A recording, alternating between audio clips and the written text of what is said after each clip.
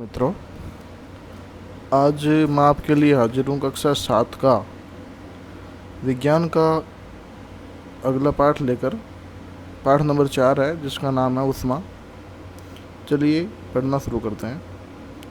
तो देखो, ऊष्मा से हम क्या समझते हैं। ऊष्मा का नाम हमारे सामने आते ही हम अपने दिमाग में क्या कयास लगाते हैं। ऊष्मा का अर्थ है गर्मी से। जैसे हम शीतकाल में, सर्दियों में ऊनी वस्त्र पहनते हैं, गर्मियों में हम पहनते हैं सूती वस्त्र। तो ये सारे के सारे हम क्यों पहनते हैं। या फिर सारणी 4.1 को देखें तो जैसे आइसक्रीम है वो हमको ठंडी लगती है, चाय के प्याले में रखी चम्मच हमको गर्म महसूस होती है, फलों का रस हमको ठंडा भी हो सकता है या फिर गुनगुना भी हो सकता है, तलने के लिए उपयुक्त किसी बर्तन का हत्था तो वो ठंडा होता है। तो ये सारे के सारे जो क्रियाकलाप हैं ये आम जीवन में हम अनुभव करते हैं। सबसे पहले हम ये जानते हैं कि ठंडा या गर्म क्या होता है। तो दैनिक जीवन में हम अनेक वस्तुओं के संपर्क में आते हैं। इनमें से कुछ गर्म होती है और कुछ ठंडी। जैसे चाय गर्म और ठंडी दोनों हो सकती है। चित्र नंबर 4.1 में 3 मग दिए गए हैं और इनमें पानी रखा हुआ है। तो प्रत्येक के अंदर इनमें ए, बी और सी नामांकित किया हुआ है। मग ए में हम ठंडा पानी और बी में हम गर्म पानी और सी में हम कुछ ठंडा और कुछ गर्म पानी मिला देते हैं। तो जो ठंडा पानी है उसका तापमान कम और बी है उसमें गर्म पानी है तो उसका तापमान अधिक, और जो सी है उसका तापमान सामान्य या फिर उसको हम गुनगुना कहेंगे। उसके बाद में हम बात करते हैं कि हमको ये बात कहाँ से पता चले कि कोई वस्तु ठंडी है या गर्म है। तो ये बात हमको पता चलती है उसके तापमान से। ये सुनिश्चित तापमान ही करता है कि अमुक वस्तु कितनी ठंडी है या गर्म है। तो जो हमारी इंद्रियां हैं, हमारे 5 ज्ञानेंद्रियां होती हैं, हम जानते हैं। तो इनमें से जो हाथ है, अपनी त्वचा है, वो स्पर्श इंद्रिय, वो हमको ठंडे और गर्म का आभास कराती है। तो कैसे हम ज्ञात करते हैं कि कोई वस्तु वास्तव में कितनी गर्म है और कितनी ठंडी है। तो इसके लिए एक युक्ति है जिसको हम नाम देंगे तापमापी। अंग्रेजी में इसको कहेंगे थर्मामीटर। तो थर्मामीटर की सहायता से हम बता सकते हैं कि कोई भी वस्तु गर्म है या ठंडी है। उसके बाद में बात करेंगे हम ताप मापन की। तो ताप नापने के लिए सामान्यतया जो डॉक्टरी तापमापी है उसका प्रयोग हम करते हैं। डॉक्टरी तापमापी का चित्र दिखाया गया है चित्र नंबर 4.2 में। तो डॉक्टरी तापमापी कैसी होती है।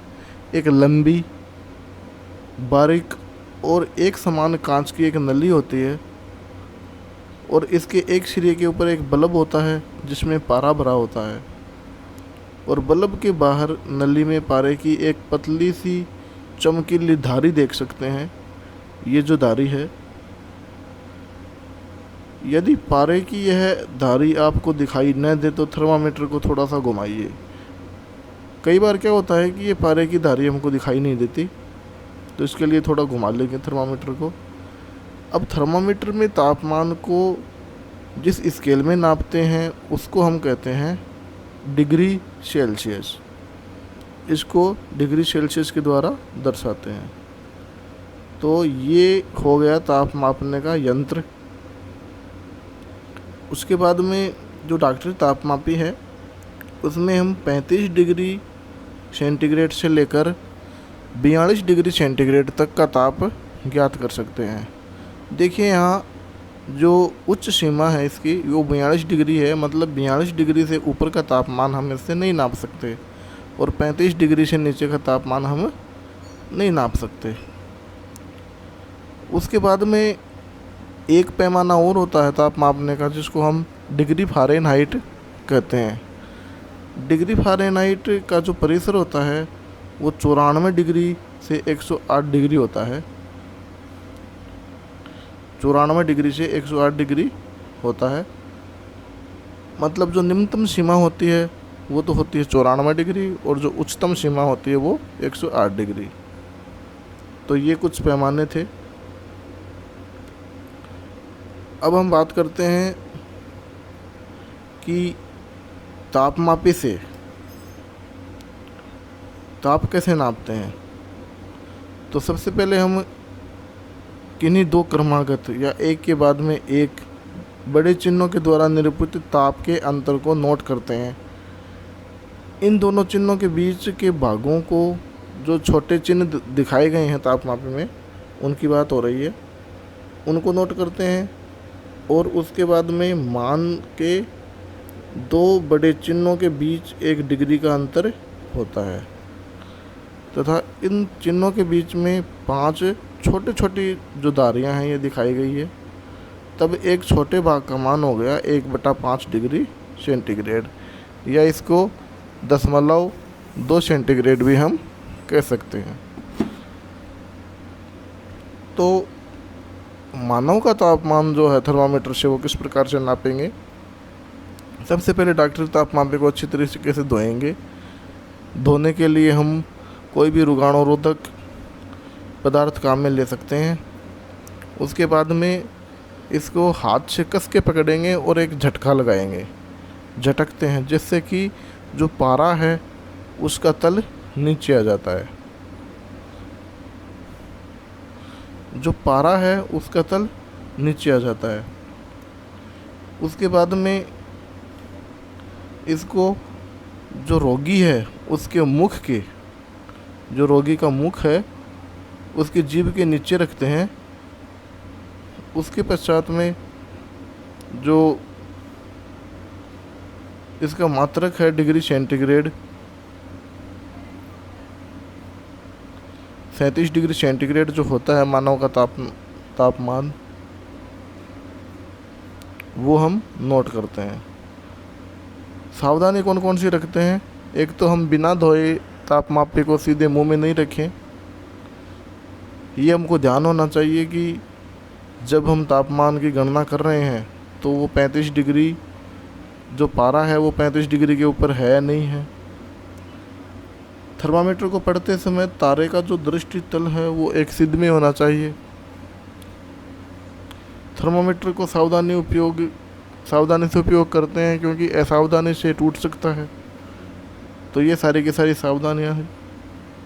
अब मानव जो शरीर है उसका तापमान निश्चित होता है 37 डिग्री सेंटीग्रेड, या बिल्कुल सही मापक्रम होता है इसका 36.99 डिग्री सेंटीग्रेड। उसके बाद में जो सारणी 4.2 दे रखी है, इसमें हम अलग अलग विद्यार्थियों का तापमान माप कर उसकी सूचना बना सकते हैं। उसके बाद में हम देखते हैं कि जो थर्मामीटर है उसका परिसर हमको याद है कितना होता है, 35 डिग्री सेंटीग्रेड से 42 डिग्री सेंटीग्रेड। तो ये थी डॉक्टरी तापमापी। उसके बाद में हम जानकारी लेंगे प्रयोगशाला तापमापी की। जैसा कि नाम से सिद्ध है, प्रयोगशाला तापमापी कहाँ काम में आएगी, प्रयोगशाला के अंदर। प्रयोगशाला तापमापी का जो परिसर होता है वो 10 डिग्री सेंटीग्रेड से 110 डिग्री सेंटीग्रेड होता है। मतलब निम्नतम जो इसकी सीमा होती है वो 10 डिग्री होती है और जो उच्चतम सीमा होती है वो 110 डिग्री होती है। उसके बाद में विभिन्न प्रयोजनों के लिए विभिन्न प्रकार की तापमापी का उपयोग किया जाता है। जैसे मौसम की रिपोर्ट में अधिकतम और न्यूनतम तापमान की जानकारी देने के लिए अधिकतम न्यूनतम तापमापी की आवश्यकता होती है। तो यदि प्रयोगशाला तापमापी से हम किसी बीकर में जल का तापमान नापना चाहें तो इस प्रकार से हम नाप सकते हैं। ये जो गुंडी है ये बर्तन के बिल्कुल नीचे टिका लेंगे तल में, और जैसे ये गुंडी नीचे टिका लेंगे तो जो पारा है वो ऊपर चढ़ेगा, और फिर सीधी समांतर रेखा से पारे को तल को देखेंगे, फिर उसको नोट करेंगे और वही अपना ताप हो जाएगा। उसके बाद में हम बात करते हैं कि आजकल तापमापी की जगह डिजिटल तापमापी आने लगी है। डिजिटल तापमापी अंकीय तापमापी कहलाती है, क्योंकि तापमापी में पारे के प्रयोग के विषय में अनेक चिंताएं हैं। पारा जहरीला पदार्थ होता है, यदि गलती से तापमापी टूट गई तो इसका निपटान कठिन है। तो आजकल डिजिटल तापमापी का प्रयोग किया जाता है, जिसमें पारे का उपयोग बिल्कुल भी नहीं होता है। तो ये चीज़ आपको ध्यान में रखनी है कि जो डिजिटल तापमापी है उसमें पारे का उपयोग नहीं होता है। उसके बाद में ऊष्मा का स्थानांतरण। तो उपरोक्त जो है पाठ हमने उसमें तापमापी के बारे में पढ़ लिया, डॉक्टरी तापमापी के बारे में पढ़ लिया। अब हम देखते हैं ऊष्मा का स्थानांतरण। तो सामान्य रूप से जो स्थानांतरण होता है वो ऊष्मा का एक स्थान से दूसरे स्थान तक जाना ऊष्मा का स्थानांतरण कहलाता है। और ये हम जानते हैं कि पदार्थ की अवस्था कितनी होती है, 3, ठोस, द्रव और गैस। तो अब हम बारी बारी से तीनों में इसका स्थानांतरण पढ़ेंगे। तो सबसे पहले हम ये देखते हैं कि ठोस जो अवस्था है उसमें ठोस अवस्था होती है। ठोस अवस्था में ऊष्मा का स्थानांतरण कैसे होता है, तो यहाँ पर एक लोहे की छड़ लेते हैं हम। लोहे की छड़ में मोम लगा लेते हैं चित्र अनुसार, जैसे ये लगा रखा, एक ये लगा रखा, एक ये लगा रखा, और इसको किनारे से मोमबत्ती से गर्म करते हैं।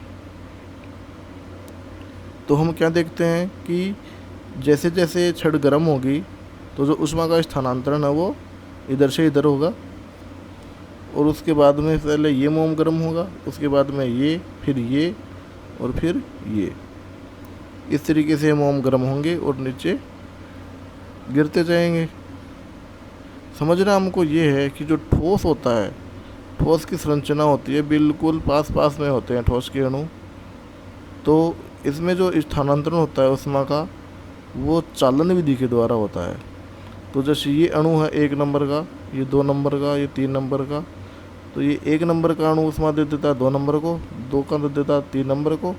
इस तरीके से कार्य होता है और ऊष्मा का स्थानांतरण होता है। उसके बाद में हम बात करेंगे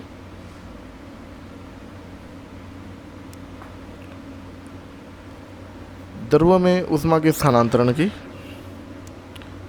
कुछ पदार्थ होते हैं जिसमें ऊष्मा का स्थानांतरण होता है तो वो चालक कहलाते हैं, और ऐसे पदार्थ जिसमें ऊष्मा का स्थानांतरण नहीं हो तो वो कुचालक कहलाते हैं। यहाँ पर अपने पास चालक का उदाहरण है, एल्यूमिनियम है, आयरन है, और कुचालक है अपने पास सूखी लकड़ी है। तो ये सारे के सारे उदाहरण हैं। उसके बाद में हम बात करते हैं द्रव में ऊष्मा का चालन, संचरण। देखिए हमको ये बात याद रखनी है कि द्रव पदार्थ में तो ऊष्मा का जो संचरण होगा वो कौन सी विधि के द्वारा होगा, चालन विधि के द्वारा, और जो द्रव पदार्थ है उसमें होगा संवहन विधि के द्वारा। तो देखिए ये चित्र दिखाया गया है यहाँ पे। इस चित्र में जल में ऊष्मा का संवहन बताएंगे। तो ये बीकर है, तो बीकर में ये बीकर बना लेते हैं छोटा सा। ये यहाँ पर अणु दिखा देते हैं द्रव के। तो यदि यहाँ से गर्मी देना हम इनको चालू करेंगे, देखिए यहाँ पर ये गर्म हो रहा है। तो जो द्रव है द्रव्य की हम जानते हैं कि आकार तो है इनका अनिश्चित होता है, इसलिए जिस भी पदार्थ में डाले जाते हैं उसी का आकार ग्रहण कर लेते हैं। तो जो अणु होते हैं द्रव्य पदार्थ के वो थोड़े दूर दूर होते हैं, तो सबसे पहले जो इस तल के पास होगा वो अणु गर्म होगा। इस तल के पास का अणु गर्म होके वो ऊष्मा दे देगा, वो ऊपर उठ जाएगा और उसका स्थान ले लेगा दूसरा। तो इस तरीके से ये काम चलता रहेगा और धाराएं बन जाएंगी इस तरीके से। इन धाराओं को हम संवहन धाराएं कहेंगे। तो ध्यान में रखिएगा ये बात कि जो द्रव्य पदार्थ है वो गर्म होते हैं संवहन के द्वारा। उसके बाद में बात करते हैं गैसीय पदार्थ की। तो गैसीय जो पदार्थ है, गैस के जो अणु होते हैं वो बिल्कुल दूर दूर होते हैं, इसलिए इनमें पर्याप्त मात्रा में वायु भरी रहती है। वायु के कारण इनकी जो गर्म होने की तकनीक है वो होती है विकिरण। तो जो गैस है वो ऊष्मा का जो संचरण है गैस में वो विकिरण विधि के द्वारा होता है, ये हमको याद रखना है। उसके बाद में हम देखते हैं कि जो समुद्री शमीर है और थल शमीर है इन दोनों में अंतर। ये हम जानते हैं कि जैसे ही किसी गैस को गर्म किया जाता है तो उसके अणु गर्म होकर ऊपर उठते हैं, और जब वो अणु ऊपर उठेंगे तो उनका स्थान लेने के लिए जो अणु है वो दूसरे आएंगे। जैसे ये अणु है ये गर्म कर दिया गया तो ये गर्म होके ऊपर उठेगा, फिर इसका स्थान लेने के लिए कोई दूसरा अणु आएगा। इस तरीके से ये क्रिया चलती रहेगी। तो अब हम बात करेंगे कि जो हवा है वो किस तरीके से चलेगी। हम देखते हैं कि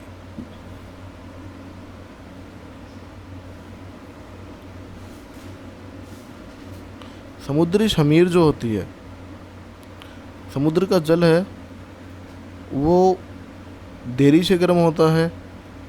और दिन की बात करेंगे तो दिन में सूर्य की धूप मिलेगी, सूर्य की धूप जल को मिलेगी और इधर चट्टानों को मिलेगी।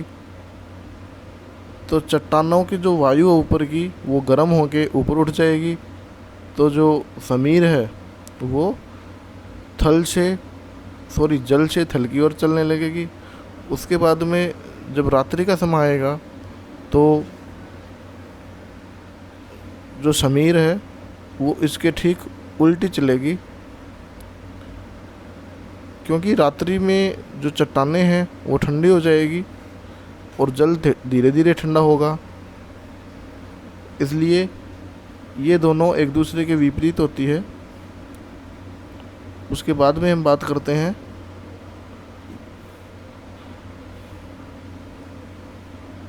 सर्दियों में और गर्मियों में कौन से प्रकार के वस्त्र हमको पहनने चाहिए। तो देखो, सर्दियों में जो हम वस्त्र पहनेंगे, हमारा जो शरीर है उसका तापमान बिल्कुल फिक्स है, कितना होता है 37 डिग्री सेंटीग्रेड। तो इस तापमान को बनाए रखने के लिए हमको जो हमारी ऊष्मा है वो हम बाहर न खोएं, इसके लिए जो गर्म वस्त्र हैं उनको हम धारण करेंगे।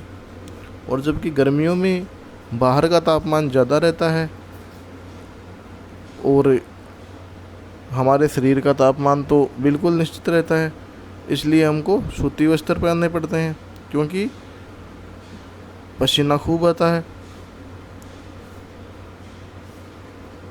दूसरी बात, गर्मियों में सफ़ेद या हल्के रंग के वस्त्र हम पहनेंगे। गहरे रंग के वस्त्र यदि पहनते हैं तो सर्दियों में पहनेंगे, गर्मियों में बिल्कुल नहीं पहनेंगे, क्योंकि ये ऊष्मा का अवशोषण ज़्यादा करेंगे। हल्के रंग के वस्त्र हम गर्मियों में पहनेंगे।